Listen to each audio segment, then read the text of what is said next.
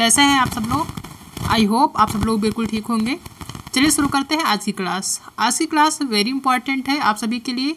आज की क्लास में डिस्कस करेंगे शिक्षण विधियों से संबंधित कुछ इंपॉर्टेंट क्वेश्चन जो कि हमेशा आपके एग्जाम में पूछे जाते हैं।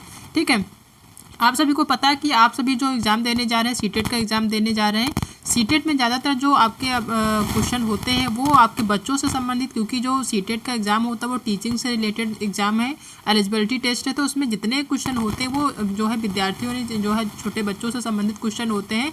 अगर आप किसी विद्यालय में पढ़ाने जाते हैं, अगर वहाँ पर आपको जो है ये नहीं पता कि छोटे बच्चों को किस तरीके से पढ़ाया जाए, जो छोटे बच्चे हैं उनको अनुकरण करने का कौन कौन से तरीके होते हैं, उन सब के बारे में, अगर उन सब जो विधियाँ होती है शिक्षण कराने की, पढ़ाने की, उन सब के बारे में अगर आपको नहीं पता है तो आप जो है अच्छे तरीके से नहीं पढ़ा पाएंगे। तो शिक्षण विधि जो एक चैप्टर है वो इस चीज़ को सिखाती है, इस चीज़ को बताती है कि जो आप अगर किसी विद्यालय में जाते हैं तो वहाँ पे बच्चों को किस तरीके से सिखाना है, कौन कौन सी विधियों से सिखाना है, ताकि बच्चे जो है आसानी से सीख पाएँ। बच्चों को अनुकरण करने के कौन कौन से तरीके हैं, उनको किस तरीके से समझे कि वो उनका जो इंटरेस्ट है वो किस सब्जेक्ट में है, किस में नहीं है।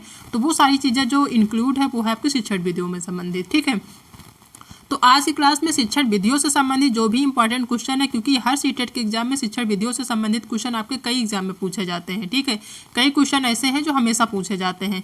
तो आज की जो टॉपिक है बहुत इंपॉर्टेंट है, क्लास को शुरू से लास्ट तक देखिएगा ताकि जितने भी चीज़ें हैं शिक्षण विधियों से संबंधित सारी चीज़ें यहाँ पे क्लियर हो जाए। ठीक है, और अगर चैनल पर नए हैं तो चैनल को सब्सक्राइब कर लीजिएगा, साथ ही बेल आइकन जो है उसको प्रेस कर लीजिएगा ताकि जितने भी हम क्लासेस लें उसका नोटिफिकेशन आप तक पहुँचे। ठीक है, देखते हैं आज की क्लास का पहला क्वेश्चन क्या दिया हुआ है। पहला क्वेश्चन है कि शिक्षार्थी फैशन शो को देखकर मॉडल्स का अनुकरण की कोशिश करते हैं, इस प्रकार के अनुकरण को क्या कहा जा सकता है। ठीक है, कोई भी छोटे बच्चे हैं, विद्यार्थी हैं, वो जो फैशन शो है यानी कोई भी फैशन शो देखने जा रहे हैं, मूवी देखने जा रहे हैं या कहीं नाटक हो रहा है उसको देखने जा रहे हैं, उसको देखने के बाद जो भी मॉडल्स हैं वहाँ पर जो भी कलाकार उनका क्या करते हैं, अनुकरण करने की कोशिश करते हैं। तो इस प्रकार का जो अनुकरण होता है, जो बच्चे उनको देख कर उनकी नकल करते हैं, वो क्या कहा जा सकता है। पहला है सामाजिक अधिगम, दूसरा है गौड़ अनुकरण, तीसरा ऑप्शन है सामान्यीकरण और चौथा प्राथमिक अनुकरण। तो जब बच्चे जो समाज में हो रही जो विभिन्न जो है सामाजिक कार्यक्रम है, चाहे वो फैशन शो हो, चाहे किसी भी तरीके का ड्रामा हो, नाटक हो, या फिर कोई भी अन्य जो सामाजिक कार्यक्रम होते हैं, जो फैशन शो वगैरह होते हैं, उनको देखकर कोई बच्चा जो उनकी नकल करता है, अनुकरण करता है, तो वो क्या कहलाता है, आपका सामाजिक अधिगम कहलाता है। ठीक है, वो समाज के माध्यम से चीज़ों को सीखता है। ठीक है, तो ये जो है सामाजिक अधिगम, फर्स्ट ऑप्शन यहाँ पे सही होगा।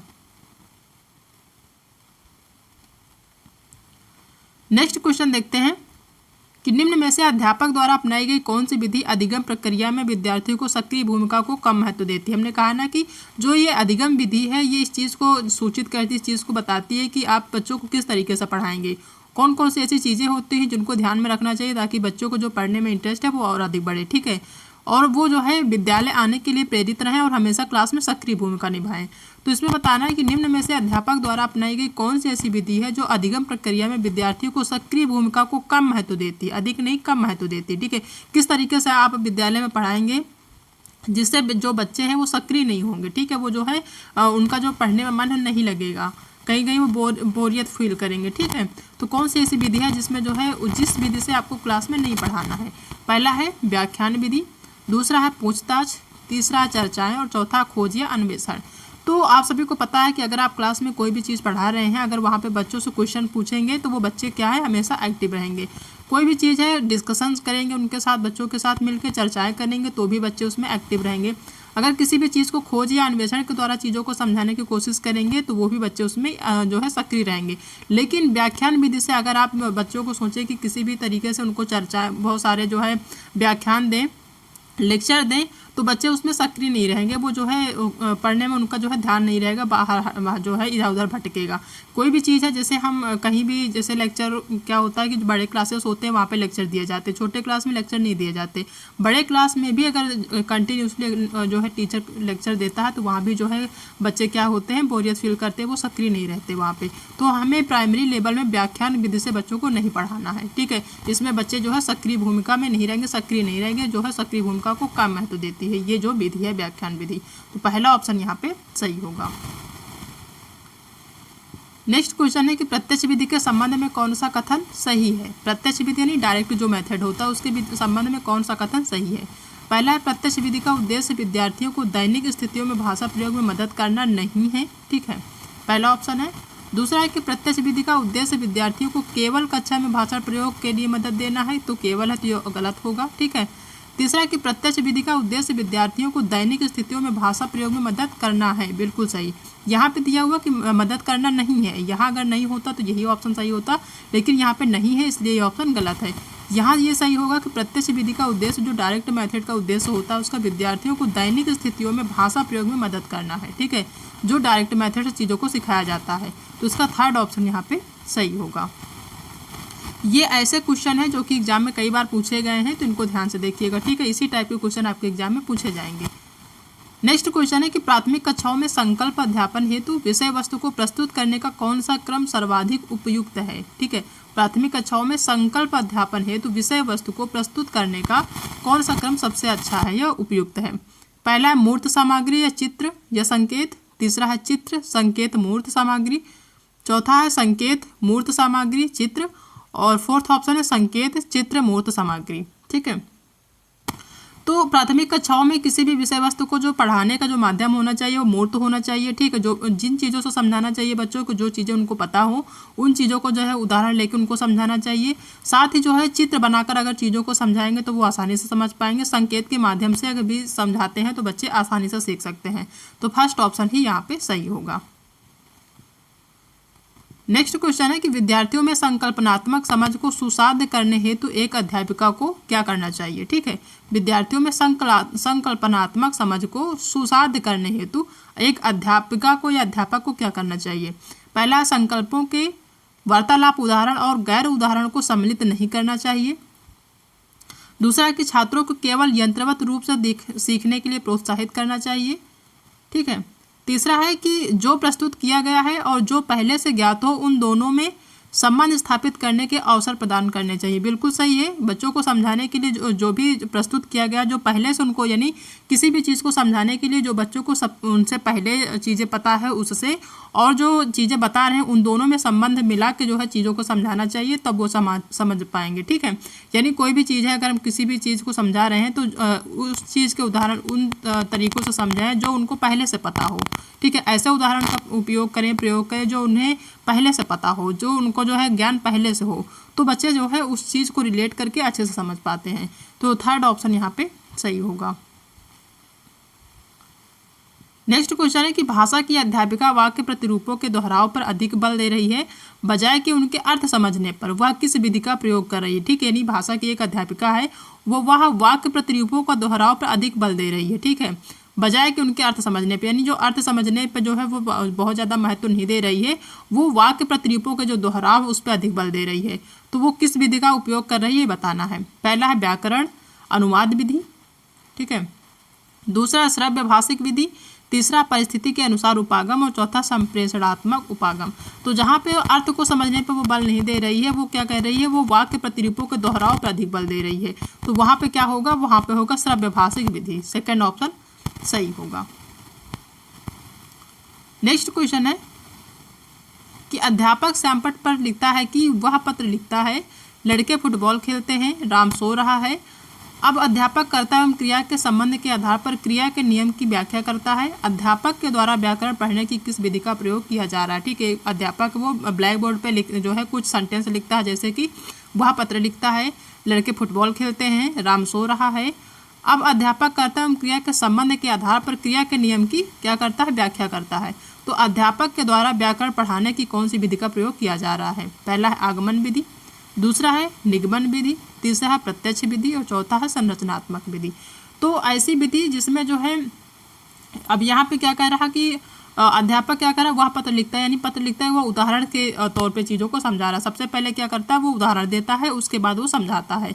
तो वहाँ पे क्या होगा, आगमन विधि होगा, क्योंकि आगमन विधि जो होता है वो जो है पहले उदाहरण बताता है, उसके बाद नियम बताता है। तो यहाँ पे जो टीचर है वो पहले उदाहरण बता रहा है, वह पत्र लिखता है, लड़के फुटबॉल खेलते हैं, उसके बाद जो है नियम बताता है। तो वो क्या कहलाता है, आपका आगमन विधि कहलाता है। ठीक है, आगमन विधि जो होता है उसमें पहले उदाहरण से नियम की ओर जाता है, पहले उदाहरण बताया जाता है फिर नियम बताया जाता है।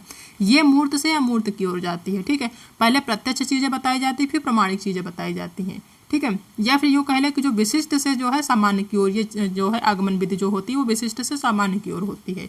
ठीक है, तो यहाँ पे आगमन विधि होगा। और बात करें निगमन विधि का, तो ये जस्ट अपोजिट होता है आगमन विधि के। जैसे आगमन विधि में क्या होता है, उदाहरण से नियम की ओर होता है, तो निगमन विधि में नियम से उदाहरण की ओर होता है। पहले नियम बताए जाते हैं, फिर उदाहरण बताए जाते हैं। ये जो है आगमन विधि जो होता है विशिष्ट से सामान्य की ओर होता है, और निगमन विधि आपका क्या होता है, सामान्य से विशिष्ट की ओर होता है। ठीक है, तो ये जस्ट अपोजिट होता है निगमन विधि। यहाँ पे वो जो टीचर है वो पहले उदाहरण देकर चीज़ों को समझा रहा है, तो यह होता है आपका आगमन विधि। फर्स्ट ऑप्शन सही होगा। नेक्स्ट क्वेश्चन है कि माया कक्षा 3 को पढ़ाती है। पाठ्य पुस्तक में दिए गए नाटक के शिक्षण के समय माया को किस विधि का इस्तेमाल करना चाहिए जिससे कि उसके विद्यार्थी नाटक का आनंद ले सके। ठीक है, एक टीचर है वो कक्षा 3 के बच्चों को पढ़ाती है, तो पाठ्य पुस्तक में दिए गए जो नाटक है उसको शिक्षण के समय माया को किस विधि का इस्तेमाल, जो भी चीज़ें वो पढ़ा रही है, जो है उसके जो पाठ्य पुस्तक में नाटक है उसको जो पढ़ा रही है, तो उसको किस विधि से जो है पढ़ाना चाहिए ताकि जो बच्चे हैं वो नाटक का पूरी तरह से आनंद ले सकें।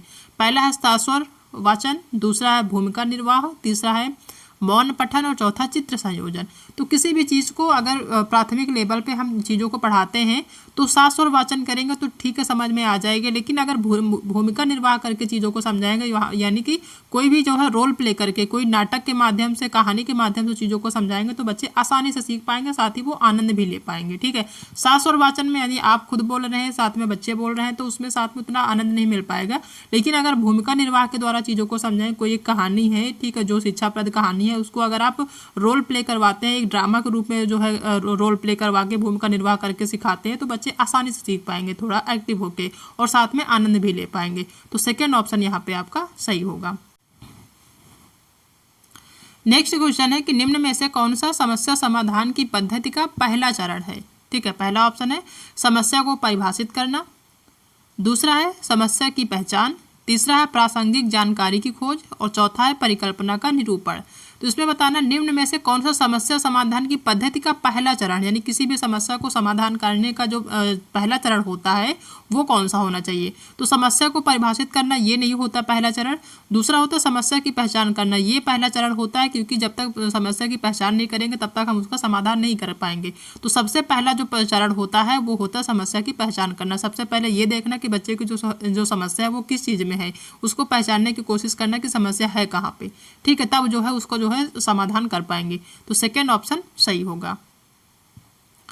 नेक्स्ट क्वेश्चन देखते हैं कि निम्न में से कौन सी विधि प्राथमिक स्तर पर शिक्षा के लिए उपयुक्त नहीं है। कौन सी ऐसी विधि है जो प्राथमिक लेवल पे यानी प्राइमरी लेवल पर शिक्षा के लिए उपयुक्त नहीं है। ठीक है, पहला है समस्या समाधान विधि, तो ये तो उपयुक्त होती है, जब तक हम बच्चे की समस्या का समाधान नहीं करेंगे तब तक बच्चे सीखेंगे क्या, ये उपयुक्त है। दूसरी गतिविधि विधि, अगर हम एक्टिविटी के माध्यम से चीज़ों को सिखा रहे हैं बच्चों को तो वो भी जो है प्राइमरी लेवल के लिए काफ़ी ज़्यादा महत्वपूर्ण होती है। तीसरा व्याख्यान विधि, हमने कहा कि जहाँ पे व्याख्यान दे, यहाँ पे लेक्चर विधि से बच्चों को पढ़ाएंगे वो जो है प्राथमिक शिक्षा के लिए उपयुक्त नहीं होगी, क्योंकि ये बड़े क्लास के लिए उपयुक्त होती है। बच्चे जब जो है व्याख्यान विधि से आप बच्चों को पढ़ाएंगे तो बोरिंग फील करेंगे, बच्चे एक्टिव नहीं रहेंगे और साथ में जो है उनका कोई इंटरेस्ट नहीं रहेगा पढ़ने में।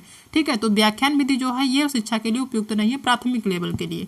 तो थर्ड ऑप्शन यहाँ पे सही होगा। नेक्स्ट क्वेश्चन है कि निम्न में से कौन सी शिक्षण अधिगम के लिए एक प्रभावशाली शिक्षण प्रणाली नहीं है। ठीक है, कौन सी ऐसी शिक्षण अधिगम है जो शिक्षण प्रणाली के लिए क्या है, प्रभावशाली नहीं है। पहला है प्रयोग एवं पर्यवेक्षण, तो ये तो प्रभावशाली है, क्योंकि जब प्रयोग करेंगे साथ में जो है कहीं पर्यवेक्षण के लिए ले जाएंगे तो उस चीज़ों को आसानी से सीख पाएंगे। दूसरा है संवाद एवं परिचर्चा, ये भी जो है एक उपयुक्त प्रणाली होती है संवाद एवं परिचर्चा के माध्यम से। तीसरा है कि दिए गए ज्ञान को दोहराने पर ध्यान केंद्रित करना, ये जो है आपका प्रभावशाली प्रणाली नहीं है, दोहराने पर ध्यान केंद्रित नहीं करना है। ठीक है, बच्चों को रटन प्रणाली पे जो है को ज़्यादा बढ़ावा नहीं देना, बल्कि समझ पे जो है ज़्यादा बढ़ावा देना, चीज़ों समझ के जो है सीखने की। तो थर्ड ऑप्शन यहाँ पे सही होगा। नेक्स्ट क्वेश्चन है कि जब शिक्षक को विद्यार्थियों में उनकी योग्यताओं के बारे में सकारात्मक विश्वास होता है तब विद्यार्थी, यानी विद्यार्थी कैसे होते हैं, जब शिक्षक को विद्यार्थियों एवं उनकी योग्यताओं के बारे में सकारात्मक विश्वास होता है, यानी कोई भी टीचर है उसको विद्यार्थियों के बारे में पहले से अनुमान होता है कि हाँ बच्चे बहुत एक्टिव हैं, चीज़ों को बहुत अच्छे से सीखेंगे, तब विद्यार्थी कैसे जो है बिहेव करते हैं टीचर के साथ ये बताना है। तब विद्यार्थी का उत्साह भंग हो जाता है तथा ये दबाव में आ जाते हैं, बिल्कुल गलत है। दूसरा है कि तब विद्यार्थी किसी भी रूप में प्रभावित नहीं होते हैं। तीसरा है कि तब विद्यार्थी सीखने के लिए उत्सुक एवं प्रेरित होते हैं। बिल्कुल सही, जब टीचर को पहले से ही ये अनुभव हो जाता है कि वो जो है जितने भी यहाँ पे बच्चे हैं वो सभी जो है क्या है पढ़ने के लिए बहुत ही ज़्यादा उत्सुक है, उन बहुत ही ज़्यादा एक्टिव होते हैं, तब उसमें क्या है कि बच्चे भी सीखने के लिए उत्सुक एवं हमेशा प्रेरित रहते हैं। तो थर्ड ऑप्शन सी नंबर यहाँ पे सही होगा। नेक्स्ट क्वेश्चन है कि सीखने के वे कौन से कारक हैं जो सीखने को प्रभावित करते हैं। सीखने के वो कौन से कारक हैं जो सीखने को प्रभावित करते हैं। पहला, शिक्षणार्थी का शारीरिक एवं मानसिक स्वास्थ्य। दूसरा है प्रेरणा और उपलब्धि का अभिप्रेरण स्तर। तीसरा है उत्सुकता और इच्छा शक्ति। और चौथा है सभी। ठीक है, तो सीखने के लिए वो सारे कारक जो है सीखने को प्रभावित करते हैं, चाहे वो शिक्षार्थी का शारीरिक और मानसिक स्वास्थ्य हो, क्योंकि सीखने के लिए जो भी बच्चे हैं जो कि सीखना चाह रहे हैं उनका शारीरिक और मानसिक स्वास्थ्य मानसिक रूप से स्वस्थ होना बहुत ही जरूरी होता है, तब वो चीज़ों को आसानी सीख पाएंगे। तो ये बहुत ही ज़्यादा प्रभावशाली होते हैं। प्रेरणा और उपलब्धि का अभिप्रेरण स्तर, ये भी बहुत ज़्यादा इंपॉर्टेंट होता है। उत्सुकता और इच्छा शक्ति, जब बच्चे उत्सुक होंगे, उनकी जब इच्छा होगी पढ़ने की, तब जो है सीखने के लिए वो और ही ज़्यादा लालायित रहेंगे, सीखने के लिए ज़्यादा और ही क्या होंगे, सीखने के लिए हमेशा जो है तत्पर रहेंगे। तो ये ऑप्शन भी सही है। तो डी ऑप्शन यहाँ पे सही होगा। ये सभी जो कारक हैं ये सीखने के लिए प्रभावित करते हैं। ठीक है, नेक्स्ट क्वेश्चन है कि अपनी कक्षा के बच्चों को उनकी अपनी अवधारणाओं को बदलने में आप किस प्रकार सहायता करेंगे। बच्चों को सूचनाएं लिखाकर, उन्हें याद करने को कहकर। दूसरा, यदि बच्चों की अवधारणाएं गलत हों तो उन्हें दंड देकर। तो दंड तो हम दे नहीं सकते और याद भी नहीं कर सकते या याद करने के लिए कह भी नहीं सकते। ठीक है, तीसरा कि तथ्यात्मक जानकारी देकर। चौथा कि अवधारणाओं के बारे में बच्चों को अपनी समझ को व्यक्त करने का अवसर देकर। बिल्कुल सही है, जहाँ पर अवसर देने की बात हो वो ऑप्शन हमेशा हमेशा ही सही होगा आपका। ठीक है, इस चीज़ को ध्यान रखिए। और ये जो है अवधारणाओं के बारे में बच्चों को अपनी समझ को व्यक्त करने का अवसर देने, जो भी अवधारणाएं हैं उसके बारे में बच्चों की क्या समझ है, क्या समझ रहे हैं, और जो है जब समझ रहे हैं चीज़ों को तो किस तरीके से व्यक्त कर रहे हैं, उनको व्यक्त करने का अवसर देकर क्या कर सकते हैं, उनके जो है उनके अवधारणाओं को बदलने में आप जो है सहायता कर सकते हैं। तो डी ऑप्शन हम यहाँ पे आपका सही होगा। नेक्स्ट क्वेश्चन है कि बच्चों का विद्यालय में असफल होना क्या दर्शाता है। ठीक है, प्रस्तावित करता है कि वंचित पृष्ठभूमि वाले बच्चों में अधिगम का सामर्थ्य नहीं होता है। बिल्कुल नहीं, बच्चों के ऊपर तो हम बिल्कुल नहीं ये कह सकते कि बच्चों में जो है अधिगम का सामर्थ्य ही नहीं है। दूसरा है कि निर्दिष्ट करता है कि विद्यालय इन बच्चों की आवश्यकताओं और रुचियों की पूर्ति करने में सामर्थ्य नहीं है। बिल्कुल सही, इस चीज़ को निर्दिष्ट करता है कि जो विद्यालय है इन बच्चों के जो भी बच्चे असफल हुए हैं उनकी आवश्यकताओं और रुचियों के अनुरूप उनको जो है शिक्षा प्रदान करने में सामर्थ्य नहीं है। इस वजह से बच्चे जो है विद्यालय में असफल हैं। तो बी ऑप्शन यहाँ पे सही होगा। नेक्स्ट क्वेश्चन है कि बालकों का अधिगम सर्वाधिक प्रभावशाली होगा जब, जो बच्चे का अधिगम है कब जो है प्रभावशाली होगा बताना है कि बालकों का संज्ञानात्मक, भावात्मक तथा मनोचालक पक्षों का विकास होगा। ठीक है, यानी बालकों का जो अधिगम है प्रभावशाली कब होगा, जब बालकों का संज्ञानात्मक, भावात्मक तथा मनोचालक पक्षों का विकास होगा। दूसरा है कि पढ़ने लिखने एवं गणितीय कुशलताओं पर ही बल होगा। बिल्कुल नहीं। तीसरा कि शिक्षक अधिगम प्रक्रिया में आगे होकर बालकों को निष्क्रिय रखेगा। जी नहीं। तीसरा कि शिक्षण व्यवस्था अधिकारवादी होगी, एकाधिकारवादी होगी। तो ये भी गलत है। पहला ही ऑप्शन सही होगा कि बालकों का जो अधिगम है वो सबसे ज़्यादा प्रभावशाली तब होगा जब बालकों का संज्ञानात्मक, भावात्मक तथा मनोचालक पक्षों तीनों का विकास होगा। पहला ऑप्शन यहाँ पे सही होगा। नेक्स्ट क्वेश्चन है कि वे विधियां जिनके प्रयोग में विद्यार्थियों को स्वपहल व प्रयास शामिल है। ठीक है, वे विधियां जिनके प्रयोग में विद्यार्थियों का स्वपहल व प्रयास शामिल है निम्न में से किसका उदाहरण है। ठीक है, जिसमें बच्चे खुद से जो है पहल करें, खुद से प्रयास करें, वो कौन सी विधि है ये बताना है। ठीक है,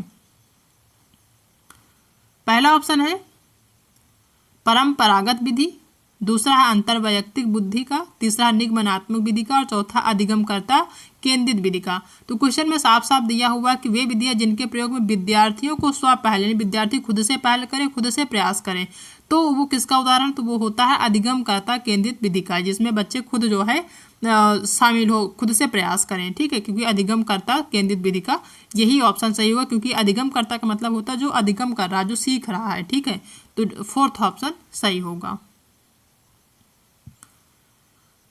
नेक्स्ट क्वेश्चन है कि बच्चों द्वारा की जाने वाली त्रुटियों के संबंध में निम्नलिखित में से कौन सा कथन सत्य है। जो बच्चे त्रुटियां करते हैं उसके बारे में बताना कि कौन सा कथन सत्य है।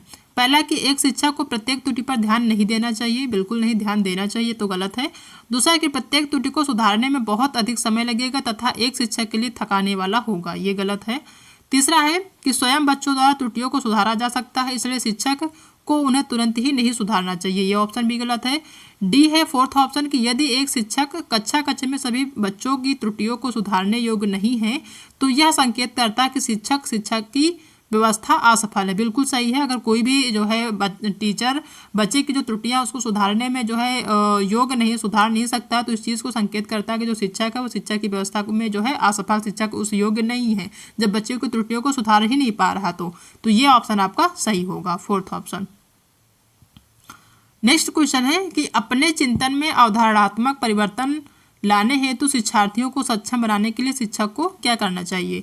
उन बच्चों को पुरस्कार देना चाहिए जिन्होंने अपने चिंतन में परिवर्तित किया है। दूसरा है कि बच्चों को स्वयं चिंतन करने के लिए हतोत्साहित करना चाहिए, बिल्कुल नहीं, हतोत्साहित नहीं करना, बल्कि यहाँ पर तो प्रोत्साहित होता तो हम एक बार मान सकते थे कि सही है। तीसरा है कि व्याख्यान के रूप में व्याख्या प्रस्तुत करनी चाहिए, व्याख्यान बिल्कुल नहीं। फोर्थ है कि स्पष्ट और आश्वस्त करने वाली व्याख्या देनी चाहिए तथा शिक्षार्थियों के साथ चर्चा करनी चाहिए, बिल्कुल सही। अपने चिंतन में या फिर अवधारणात्मक परिवर्तन लाने के लिए जो शिक्षार्थी होते हैं उनको जो है सक्षम बनाने के लिए जो शिक्षक हैं उनको स्पष्ट और आश्वस्त करने वाली व्याख्या देनी चाहिए, जो भी चीज़ें बतानी चाहिए वो स्पष्ट होनी चाहिए और वो आज जो है इस तरीके से होनी चाहिए कि जो बच्चे हैं वो जो है आश्वस्त हो उसके लिए, ठीक है, उसको जो है समझने के लिए बिल्कुल जो है उस चीज़ को माने कि हाँ, मान जाए कि हाँ ये बात सही है, ठीक है। तथा शिक्षार्थियों के साथ चर्चा भी करनी चाहिए, साथ में साथ क्या है जितने भी बच्चे हैं उनके साथ चर्चाएं भी करनी चाहिए, तो ये फोर्थ ऑप्शन हमेशा सही होगा। नेक्स्ट क्वेश्चन है कि प्रारंभिक कक्षाओं में शिक्षण अधिगम प्रक्रिया के लिए निम्न में से कौन सा दृष्टिकोण बेहतर है? प्रारंभिक कक्षाओं में शिक्षण अधिगम प्रक्रिया के लिए शिक्षा किसी भी चीज़ को पढ़ाने के लिए कौन सी विधि जो है सबसे ज़्यादा बेहतर है? पहला है करके सीखना, दूसरा है बिना समझे नकल करना, तीसरा है रट कर याद रखना, चौथा निष्क्रिय रूप से सीखना या सुनना। तो करके सीखना जो है सबसे बेहतर जो दृष्टिकोण होता है, सबसे बेहतर जो है अधिगम प्रक्रिया मानी जाती है करके सीखना। जब बच्चे खुद से करके सीखेंगे तो आसानी से चीज़ों को सीख पाएंगे। बिना समझे नकल करके सीखेंगे तो नहीं सीखेंगे। रट कर याद करना गलत है, निष्क्रिय रूप से सुनना ये भी गलत है। 3 ऑप्शन गलत है, आपका फर्स्ट ऑप्शन करके सीखना सही है।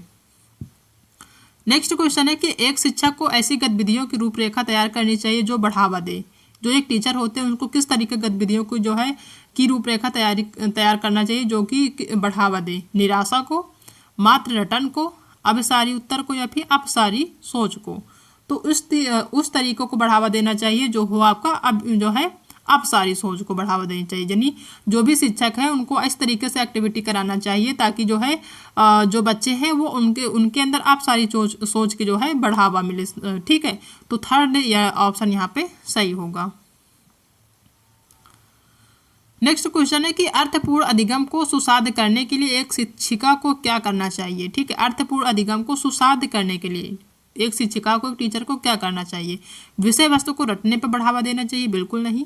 छात्रों के बीच सहयोग को हतोत्साहित करना चाहिए, गलत है। तीसरा, छात्रों के बीच प्रतिस्पर्धा को प्रोत्साहित करना चाहिए, गलत है। फोर्थ है कि संप्रत्यों की समझ को महत्व देना चाहिए, बिल्कुल सही कि जो भी चीज़ें हैं उनको जो है समझ के समझें, ठीक है, ना कि रट कर, ठीक है। तो फोर्थ ऑप्शन सही होगा। नेक्स्ट क्वेश्चन है कि अभिकथन दिया हुआ है कि अभिकथन ए है कि एक शिक्षक को छात्रों के बीच समस्या समाधान रणनीतियों के विकास की सुविधा प्रदान करनी चाहिए, बिल्कुल सही। जो एक टीचर होते हैं उनको छात्रों के बीच जो भी समस्याएं होती हैं उसके समाधान की रणनीतियों के विकास की जो है सुविधा होनी चाहिए, प्रदान करनी चाहिए। तो ये ऑप्शन यानी अभिकथन आपका सही है। दूसरा तर्क दे रहा है कि समस्या समाधान की रणनीतियाँ अधिगम में सुधार करती हैं, बिल्कुल सही। जो भी समस्या समाधान की रणनीतियाँ होंगी वो अधिगम में सुधार करेंगी और समालोचनात्मक चिंतन को बढ़ाती हैं। तो ये ऑप्शन सही है, मतलब अभिकथन भी सही है और आपका तर्क भी सही है। ऑप्शन देखते हैं, ए और आर दोनों सही है परंतु आर ए की व्याख्या करता है, बिल्कुल सही है। ए और आर यानी कि अभिकथन भी सही है, आर तर्क भी सही है और जो आर है वो ए की सही व्याख्या करता है, तो पहला ही ऑप्शन यहाँ पे सही हो जाएगा। ठीक है, इस तरीके के क्वेश्चन अगर आपको सॉल्व करने होते हैं तो आप सबसे पहले अभिकथन और तर्क को ध्यान से पढ़िए। ठीक है, जो अभिकथन दिया हुआ है और जो ये तर्क दिया हुआ, सबसे पहले अभिकथन को पढ़िए, फिर उसमें देखिए कि जो तर्क है क्या अभिकथन से रिलेट करता है, रिलेटेड है कि नहीं है, और अभिकथन और तर्क में क्या डिफरेंस, दोनों एक जैसे हैं या अलग अलग हैं, तो आप जो है सॉल्व कर पाएंगे। अभिकथन को देखिए कि सही क्या कह रहा, सही है कि गलत है, जो सेंटेंस कह रहा है अगर वो सही है। उसके बाद तर्क को देखते हैं कि तर्क क्या कह रहा है, उससे रिलेट कर रहा है कि नहीं कर रहा, नेगेटिव में जा रहा, पॉजिटिव में जा रहा। फिर दोनों तरीकों से दोनों को जो है कंपेयर करिए, फिर यहाँ पे आंसर करिए, तो आप समझ पाएंगे, आप आंसर कर पाएंगे सही तरीके से। ठीक है, जैसे यहाँ पे दिया हो कि एक शिक्षक को छात्रों के बीच समस्या समाधान रणनीतियों के विकास की सुविधा प्रदान करनी चाहिए। समस्या समाधान के बारे में ये कह रहा है आपका अभिकथन, और साथ ही जो तर्क है वो भी समस्या समाधान के बारे में बात कर रहा है। ठीक है, तो दोनों एक जैसे बातें कर रहे हैं, दोनों पॉजिटिव चीज़ें यहाँ पे निकल के आ रही दोनों में, तो आपका मतलब कि अभिकथन भी सही है और तर्क भी सही है। ठीक है, यही अगर आपका जो तर्क है वो अलग दिया होता तो हम जो है दोनों को सही नहीं मानते। ठीक है, अभिकथन सही मानते, तर्क गलत मानते। तो इस तरीके से आप सॉल्व करेंगे तो सॉल्व कर पाएंगे इस तरीके के क्वेश्चन। तो ये सारे शिक्षण विधियों से संबंधित इंपॉर्टेंट क्वेश्चन थे जो कि हमने आज की क्लास में डिस्कस किया है। आई होप कि आप सबको आज की क्लास पसंद आई होगी। अगर क्लास पसंद आई तो वीडियो को लाइक करिएगा, अपने दोस्तों में शेयर करिएगा। अगर चैनल पर नए हैं तो चैनल को सब्सक्राइब करना बिल्कुल भी मत भूलिएगा। साथ ही बेल आइकन भी प्रेस कर लीजिएगा ताकि जो भी हम क्लासेस लाएँ उसका नोटिफिकेशन आप तक पहुँचे और आपकी तैयारी अच्छी हो पाए। ठीक है, तो आज के लिए इतना ही, मिलते हैं कल एक नए टॉपिक के साथ। तब तक अपना ध्यान रखिएगा।